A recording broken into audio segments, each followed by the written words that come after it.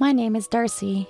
I currently live in a single-family home with my husband Carlos and our daughter Nikki.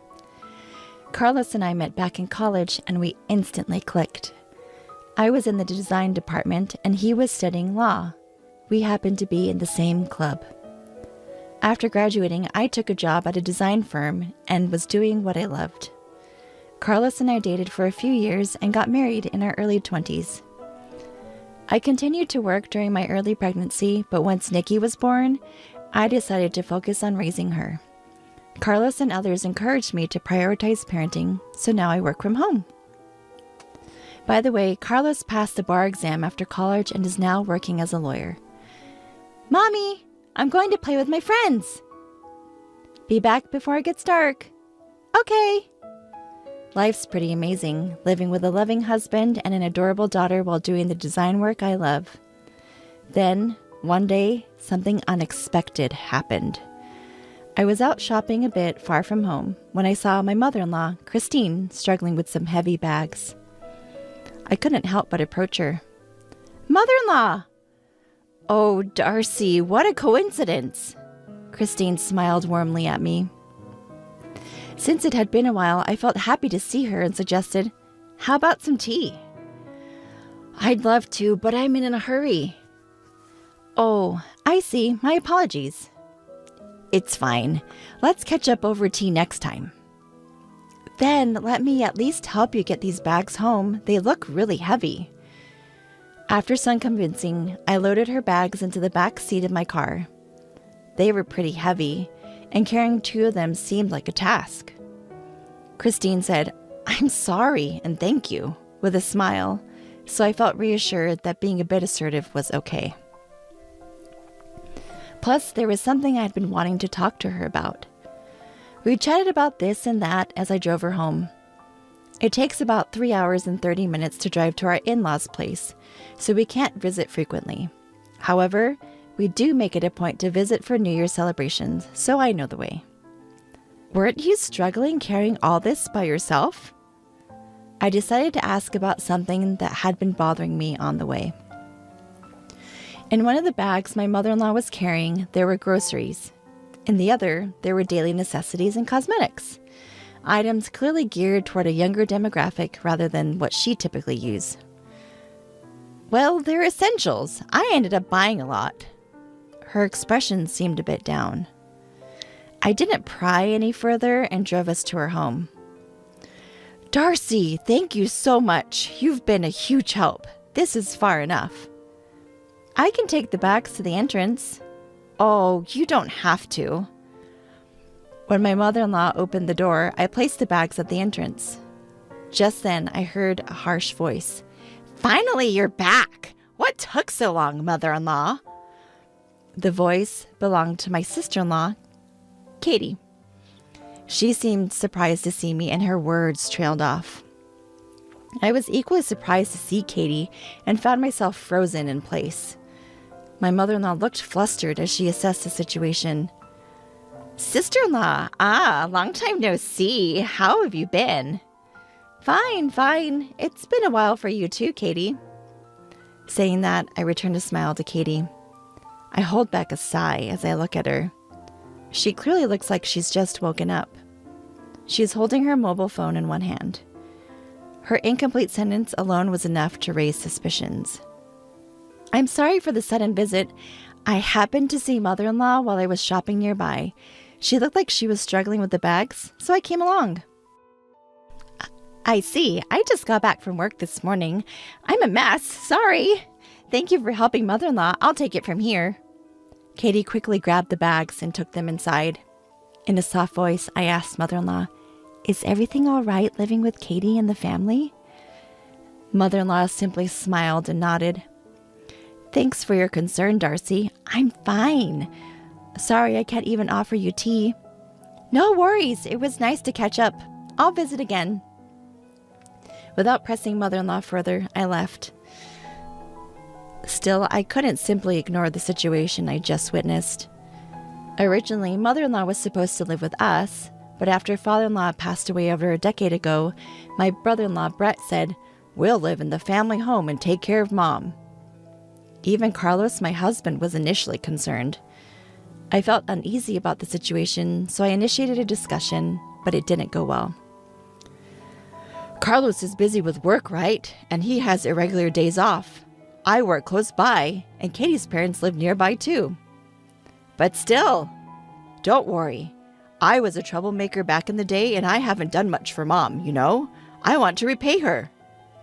All right.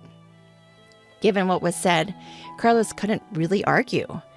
In the end, with my mother-in-law's consent, my brother-in-law and his wife moved into her house. Today, I shared what happened with Carlos. Really? That's concerning. I'm not sure, but it makes me a little worried. Let's give Brett a call. After hearing my concerns, Carlos decided to call Brett. Hello?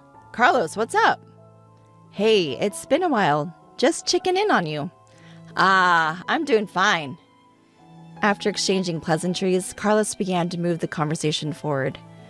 Calls usually led to discussions about how great things were between him and Katie, and this was no exception. Good to hear you're doing well. Yep, we're taking an extended vacation next week. What about Mom? Is she coming? Mom said we should just go, the two of us. Carlos and I exchanged looks. Given my mother-in-law's personality, this was no surprise. But we did notice Brett hesitating for a moment. In that case, let's have Mom stay with us during that time. What? At Carlos's words, Brett raised a surprised voice, and I looked up. Carlos, who smiled at me, nodded slightly and continued. We haven't seen Mom in a while, and I think Nikki will be thrilled. I'll get in touch with Mom. So it's settled. Hey, wait! Carlos cut off the call before Brett could finish. Carlos exhaled deeply and looked at me with a serious face. We had stumbled upon an opportunity to discuss my mother-in-law. Following that, Carlos promptly arranged the dates with Brett. I coordinated with my mother-in-law, and she agreed to stay with us for about a week. Granny's coming today? Yes, isn't it exciting? Yeah, Nikki loves Granny. Nikki was ecstatic that her grandmother would be staying over. A few days later, my mother-in-law arrived at our home with minimal luggage. As soon as she entered, she looked relieved and bowed her head. I'm sorry for intruding for a whole week. Don't worry about it. You're more than welcome. Nikki has been looking forward to this, so please make yourself at home. And so we spent a week together with my mother-in-law. However, I felt uneasy about my mother-in-law's actions from day one.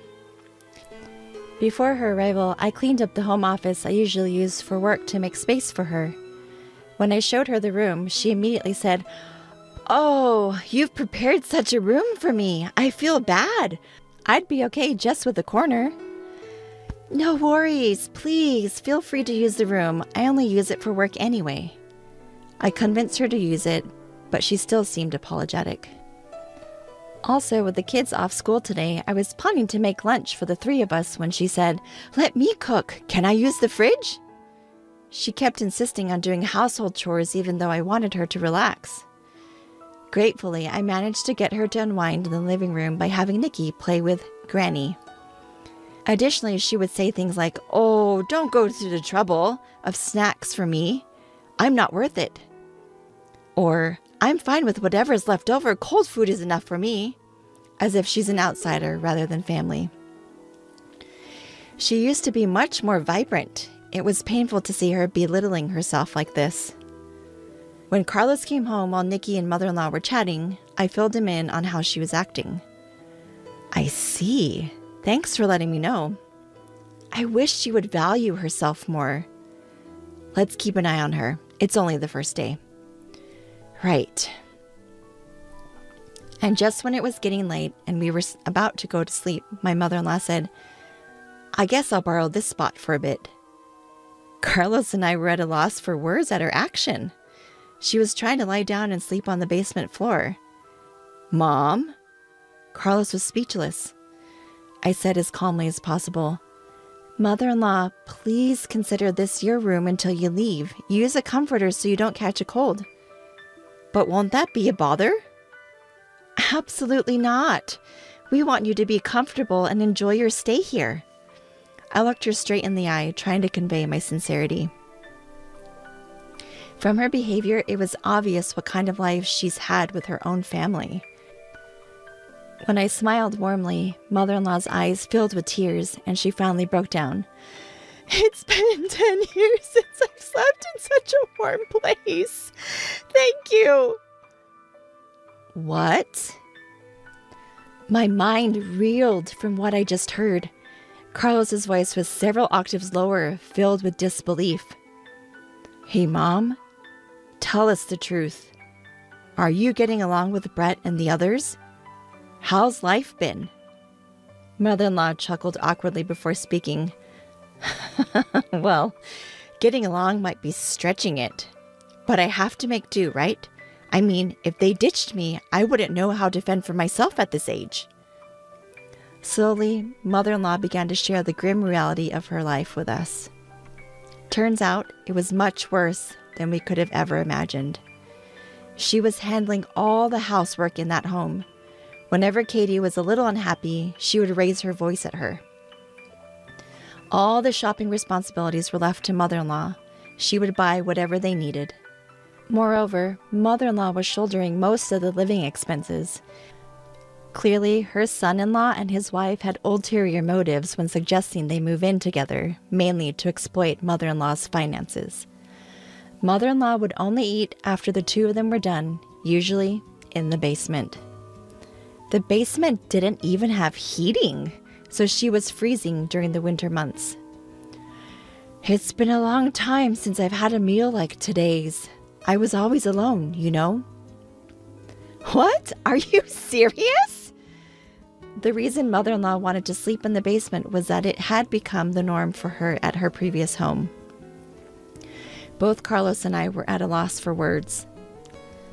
Initially, when Brett and Katie moved in, they were kind to her. At first, mother-in-law was happy and thought it was a good idea to live with them. However, as the years went by, their behavior changed drastically. Initially, Katie used to cook, and Brett would help with other chores. I'm so tired. Brett, you work so hard. Let me take care of things today. You should rest. Really? Thanks, Mom. That was probably the beginning. Mother-in-law, I'm really tired today. Oh, sorry, Katie. I have plans with the neighbors today. What? You're prioritizing them over me? Oh, I apologize. That's selfish of me. No, that's not it. Don't worry. I'll prepare dinner when I get back. This is my room, and this is Brett's room. Slowly but surely, they began to change how they treated mother-in-law, manipulating her more and more. Eventually, she found herself taking on almost all of the housework and contributing financially as well. Initially, she was using what used to be father-in-law's study as her room. It was a well-equipped space with a bed and other furnishings. She was delighted to be able to use such a cherished space as her own room. Even the study wasn't safe from Katie's reach. One day, Katie suggested, "Let's renovate this old study." Hold on, Katie. This is my husband's cherished study. Can we please leave it as is? I'm just thinking of your well-being, mother-in-law. Why do you have to make me look like the bad guy? I'm sorry, but I like it the way it is. Really? This room is outdated. It looks worthless. With that, Katie reached for a piece of glasswork. That was a music box made of glass, a favorite of my late father-in-law. He bought it during a trip they took together. It was something he treasured, but Katie deliberately dropped it. Oops, my bad. That wasn't on purpose. Oh. Wow, the glass is shattered everywhere. It's so dangerous. What a waste to keep this room the same, especially with all this junk. Please, don't touch anything else. Who do you think you're talking to? Fine, I'll leave the study alone, but from now on, you take care of everything in the house. And with all this junk, it's too dangerous for you to sleep here. You should sleep in the basement. What? Any complaints? In the end, mother-in-law agreed and had to sleep in the basement. I felt like passing out, hearing all these shocking stories. At the same time, I was angry with myself for not noticing sooner. I'm sorry, Mom. How could I have not realized? Don't blame yourself. I was hiding it too. Isn't it pathetic? The reason we never noticed was also because of a scheme by brother-in-law and his wife. Mother-in-law was only given a room when relatives gathered at her house. But the room was empty, no bed, no furniture, and if she dared to speak up, they threatened to demolish her study. They were only nice to her when people were around. We didn't notice because of that. If mother-in-law and I hadn't crossed paths that day, this might have continued even longer. The thought sends shivers down my spine. I always wanted to discuss this with you, but that study and that house are full of memories with my husband. Tears flowed freely from mother-in-law, and I couldn't stop my own. Our precious mother-in-law had endured this for over a decade. I can't even imagine how tough it's been for her. Why would her own family do this? They're not human! I shouted and hugged mother-in-law tightly. Darcy, I'm sorry. I need to step out for a bit. After we cried together, Carlos gently rubbed my back and spoke softly. Don't worry, Darcy and Mom. I'll handle this. Please take care of Mom, Darcy. I nodded quietly. Got it. Leave mother-in-law to me. Carlos. I hugged our concerned-looking mother-in-law again, stroking her back to comfort her. Then I turned to Carlos and said firmly, Go teach those awful people a lesson. Of course. Carlos chuckled and nodded, then left the house. Later, Carlos called to say he wouldn't be back until tomorrow evening. I shared the news with mother-in-law, and we all drank warm milk, trying to lighten the mood with some good stories. Nikki, who had heard the commotion, looked worried, joined us. I wanted to overwrite at least some of the bad memories. Usually, I'd remind Nikki not to stay up late, but since tomorrow was a day off, the three of us enjoyed chatting till we were content. All right, that's enough for today. Mother-in-law, would you like to go shopping with us tomorrow? Huh? We can buy whatever you want and eat delicious food. There's a cute dessert place that Nikki loves. Why don't we enjoy a relaxed day, just the three of us? At my words, mother-in-law's eyes filled with tears again.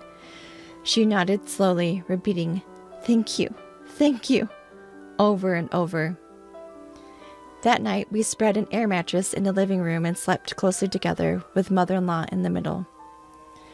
The next morning, mother-in-law greeted us with the same smile she often showed when father-in-law was alive. Good morning.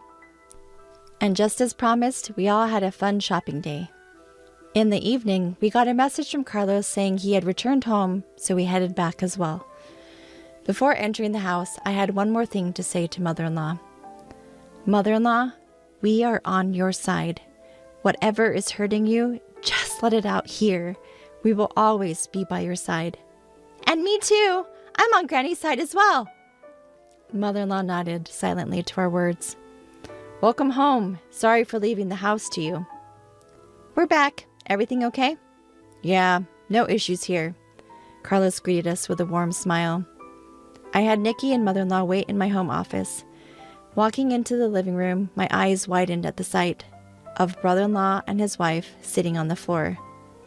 Their hands, resting on their knees, were trembling slightly. Upon seeing me, they greeted me in a soft voice, their faces filled with apprehension. What happened? My inner voice showed plainly on my face, which I turned to Carlos, still smiling. He said, I haven't done anything yet. His use of yet made even me tense up, expecting something dramatic to happen. So, to cut to the chase, starting today, Mom will be living with us, Carlos continued. I felt relieved at those words. Carlos continued to speak to me as I nodded. So, Brett, do you fully grasp what you've put Mom through? And you too, Katie, do you understand what you've done to someone else's mother in their own home? I can't say it's entirely your fault. We didn't notice it either. But you have to take responsibility for your actions. After all, you're supposed to be mature adults. Carlos spoke vehemently. It was the first time I'd ever seen the unusually gentle and calm Carlos so angry. I honestly dislike bringing up work matters at home, but this time I'm speaking as Miss Christine's attorney, not as family. His voice was friendly but low and icy.